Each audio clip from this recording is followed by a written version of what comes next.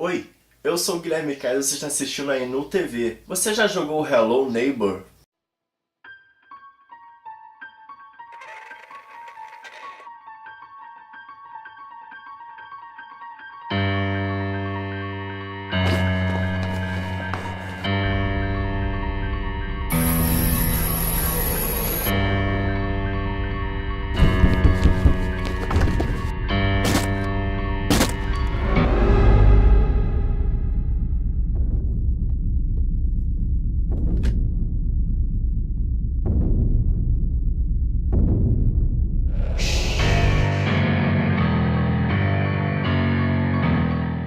Um jogo que se popularizou ultimamente é o criativo e intrigante Hello Neighbor. O jogo é sobre espionagem domiciliar em uma casa normal do subúrbio, ou nem tão normal assim. Você é o protagonista do jogo que invade a casa do seu vizinho para descobrir os mistérios que se passam lá e ter que resolver alguns puzzles para isso. Só que a cada erro que você comete e é capturado pelo seu vizinho, que é o antagonista do jogo, ele fica mais esperto e tenta prever os seus futuros movimentos na casa, botando assim obstáculos para tentar impedi-lo. O jogo é misterioso, desafiador, tem muitos puzzles e pode render horas de jogabilidade se você não for uma pessoa muito atenta aos detalhes. Mais recentemente saiu a versão completa do jogo, revelando muito mais da história assustadora desse game. Só que como no jogo não tem falas e quando vai revelando a história não revela assim tanta coisa, muitas pessoas criam teorias sobre o que realmente passou naquela casa e qual seria a verdadeira história do jogo, o que a história queria dizer. Então hoje eu tô aqui para falar a minha teoria sobre a história do vizinho.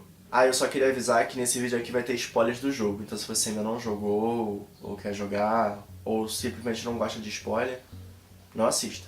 Mas se você tá tudo bem com isso, fica aí que a gente vai falar um pouquinho da teoria do jogo.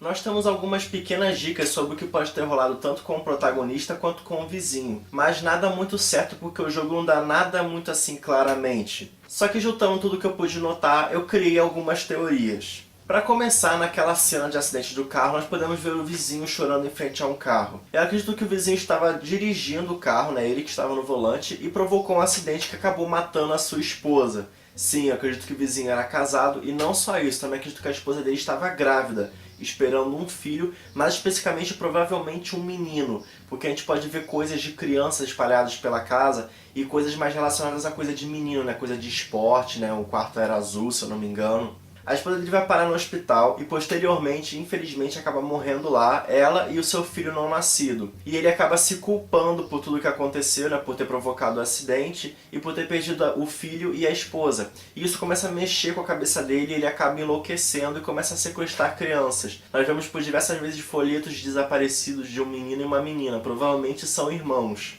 Ele sequestra essas crianças e as prende num quarto muito bizarro, que imita um quarto de verdade, no seu porão. E o que eu acho disso é que ele sequestra essas crianças para suprir o desejo ensandecido dele de ter filhos. Só que ele as prende com medo de perdê-las, de que elas não só fujam, mas que aconteça alguma coisa com elas como aconteceu com seu filho que nem nasceu. Então ele tem esse medo e por isso que ele sequestra e prende elas naquele cativeiro. E nós chegamos ao nosso protagonista, que invade a casa do vizinho, acaba sendo sequestrado por ele e consegue, infelizmente, fugir das garras malignas dele graças a muito suor. Na verdade, o seu suor, porque é você que joga, mas enfim. Só que eu acredito que talvez o protagonista seja a única criança que conseguiu fugir do vizinho. Porque enquanto ele está lá no porão e quando ele passa no quintal, ele não vê resquícios de nenhuma outra criança na casa, não só no porão, mas na casa toda não tem resquício de outras crianças. E quando ele passa no quintal, quando ele está prestes a fugir, ele vê uma espécie de alguma coisa enterrada, como se fosse uma cova. Então isso me leva a acreditar que talvez aquelas crianças que ele tenha sequestrado antes tivessem até morrido. Talvez por fome ou por alguma negligência dele, ou sei lá, algum motivo, uma doença, elas acabaram morrendo. Depois que o menino foge da casa do vizinho, a história avança até o menino sendo adulto. Ele retorna até a sua antiga casa, que é em frente à casa do vizinho, só que nós descobrimos que agora a casa do vizinho não passa de escombros.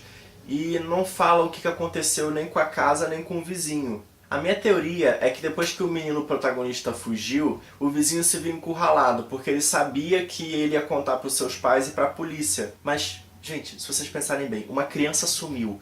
Quem não pensaria em procurar uma casa com um muro de 3 metros?